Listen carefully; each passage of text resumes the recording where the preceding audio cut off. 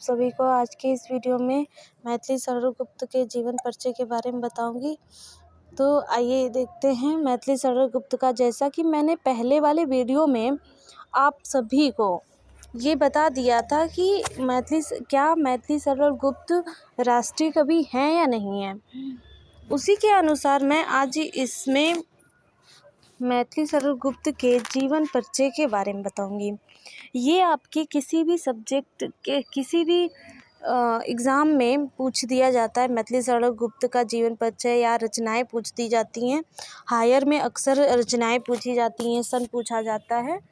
और हाँ, ये होता है कि 9th और 10th 12th बच्चों के लिए भी ये इम्पोर्टेंट है।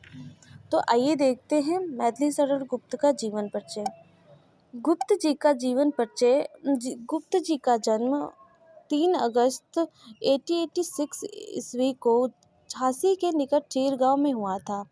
ये रोचक किस्म के हैं। इनके बचपन का नाम मिथिलाधीप नंदन शरण था, लेकिन विद्यालय के रजिस्टर में इतना बड़ा नाम अट नहीं रहा था। अब किसी का भी इतना बड़ा नाम होगा तो अटेगा कैसे, इसीलिए विद्यालय वालों ने मैथिली सरल कर दिया।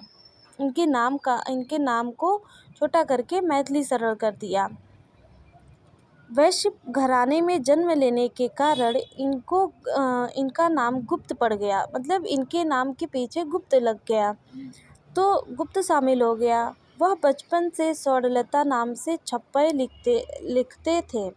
फिर भी किशोरावस्था में ऋषिकेश, ऋषिकेंदु आदि नाम भी प्रयोग करने लगे। इन्होंने अनुवाद का कार्य मधुपन नाम से किया और भारती और नित्यानंद नाम से अंग्रेजी सरकार के विरुद्ध कविताएं लिखी। इनकी मृत्यु 1 दिसंबर 1964 झांसी, उत्तर प्रदेश में हो गया।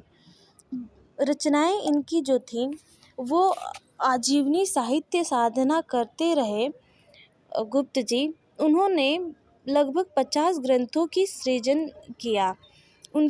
उनकी प्रमुख ग्रंथ निम्न प्रकार की है। पहला है रंग में भंग, 1966 संवत में हुआ था। जनपद प्रबंध 1966 संवत में हुआ था। जयद्रथ व्रत 1910 ईस्वी में और शकुंतला 1914 में, पंचवटी 1915 में, किसान 1916 में और यशोधरा 1932 में और द्वापर 1936 में, सिद्धराज 1936 में, नहसुर 1940 में, कुड़ाल गीत 1941 में और कुछ करबला करके 1942 ईस्वी में उन्होंने इतनी रचनाएं की। और भी इनकी रचनाएं हैं जो कि मुझे संत और झनकार है और हिंदू है और रत्नावली 1960 में शायद उन्होंने किया था। विष्णुप्रिया 1957 में विष्णुप्रिया किया था। अजीत 1946 में किया था। और इसके साथ ही उन्होंने बंगाल से भी अनुदित कुछ रचनाएं की थी और बंगाल भाषा में भी और संस्कृत में भी और फारसी में। संस्कृत में गीतामृत था और प्रतिमा था, अभिषेक था, अरुम्भंग था और फारसी में था रुबाइता। ऐसे ही इनकी बहुत सारी रचनाएं गुप्त जी की थी और इन्होंने रचनाओं के साथ साथ अनुवाद भी किया था। तो गाइस, वीडियो पसंद आए तो लाइक और सब्सक्राइब ज़रूर करिएगा।